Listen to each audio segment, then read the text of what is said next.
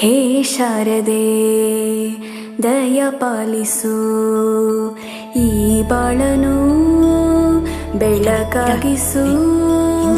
ಹೇ ಶಾರದೆ ದಯ ಪಾಲಿಸು, ಈ ಬಾಳನು ಬೆಳಕಾಗಿಸು.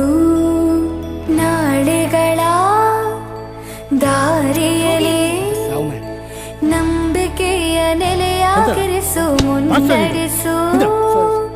ಕೈ ಹಿಡಿದು ನಾವಾಡೋ ಪದ ಪದದಲ್ಲೂ ಸಂಚರಿಸು. ಹೂವಲ್ಲಿ ಜೇನು ಗುಳಿ ಕಟ್ಟದೇನು, ನೀರಲ್ಲಿ ಮೀನು ಅಡಿ ಮುಟ್ಟದೇನು, ಆ ದೈವದಾಜ್ಞೆನೇ ಎಲ್ಲಾನು. ಹೇ ಶಾರದೆ ದಯ ಪಾಲಿಸು, ಈ ಬಾಳನು ಬೆಳಕಾಗಿಸು. ಹೇ ಶಾರದೆ.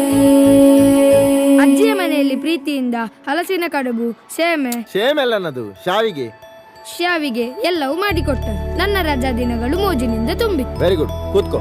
ಇವತ್ತು ಮೊರಾರ್ಜಿ ದೇಸಾಯಿ ಗೌರ್ಮೆಂಟ್ ಹೈಸ್ಕೂಲ್ನ ಪ್ರಾಂಶುಪಾಲಕರಾದ ಸಂತೋಷ್ ಅವರ ಹತ್ರ ನಾವು ಬಂದಿದ್ದೀವಿ, ಅರಸೀಕೆರೆ.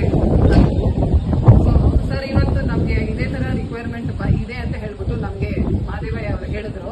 ಅರಸೀಕೆರೆಯಲ್ಲಿ ನಮ್ಮ ಶಾಲೆಯಲ್ಲಿ ಒಂದೇ ಒಂದು ಕಂಪ್ಯೂಟರ್ ಇದೆ ಅಂತ ಹೇಳ್ಬಿಟ್ಟು. ಬಟ್ ಎಲ್ಲ ಶಾಲೆಗಳಲ್ಲೂ ಇದೇ ಪ್ರಾಬ್ಲಮ್ಮು. ಕಂಪ್ಯೂಟರ್ಸ್ ಲ್ಯಾಬ್ ಇರುತ್ತೆ, ವೈರಿಂಗ್ ಇರುತ್ತೆ, ಮತ್ತು ಶಾಲೆಯಲ್ಲಿ ಎಲ್ಲ ಫೆಸಿಲಿಟಿ, ಕಂಪ್ಯೂಟರ್ ಟೀಚರ್ ಕೂಡ ಇರ್ತಾರೆ, ಬಟ್ ಕಂಪ್ಯೂಟರ್ಸ್ ಇರೋದಿಲ್ಲ. ಬಟ್ ಗೌರ್ಮೆಂಟ್ ಎಲ್ಲ ಫೆಸಿಲಿಟೀಸು ನಿಮ್ಗೆ ಕೊಟ್ಟಿದ್ದಾರೆ, ಬಟ್ ಈ ಫೆಸಿಲಿಟಿ ನಿಮ್ಗೆ ಯಾಕೆ ಕೊಟ್ಟಿಲ್ಲ? ಕಂಪ್ಯೂಟರ್ಸ್ ಎಲ್ಲ ಸರ್ಕಾರ ಸಾಮಾನ್ಯವಾಗಿ ಟೀಚರ್ ಕೊಟ್ಟಂತ ಸಂದರ್ಭದಲ್ಲಿ ಕಂಪ್ಯೂಟರ್ನ ಕೂಡ ಕೊಟ್ಟಿರುತ್ತೆ. ಆದ್ರೆ ಕಂಪ್ಯೂಟರ್ಗೆ ಅದರದೇ ಆದ ಒಂದು ಐಎಸ್ ಅಂತ ಇರುತ್ತೆ ಒಂದು, ಮತ್ತೆ ಅನ್ಟ್ರೈನ್ಡ್ ಆಗಿರ್ತಕ್ಕಂಥ ಮಕ್ಕಳು ಅದನ್ನು ಬಳಸೋವಾಗ ಏನ್ ಮಾಡ್ತಾರೆ ಅಂತಂದ್ರೆ ಅದರ ಐಎಸ್ ಇಲ್ಲ ಒಂದ್ ಕಡೆ ಮಾಡ್ತಾರೆ.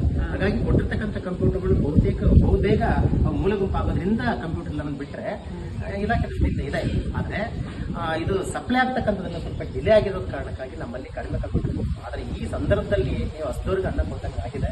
ನಮ್ಮ ಕಂಪ್ಯೂಟರ್ ಅಂತ ಮಕ್ಕಳಿಗೆ ತುಂಬಾ ಕಾನ್ಫಿಗರೇಷನ್ ತುಂಬಾ ಸ್ಪೀಡ್ ತಗೊಂಡಿದ್ದೀವಿ.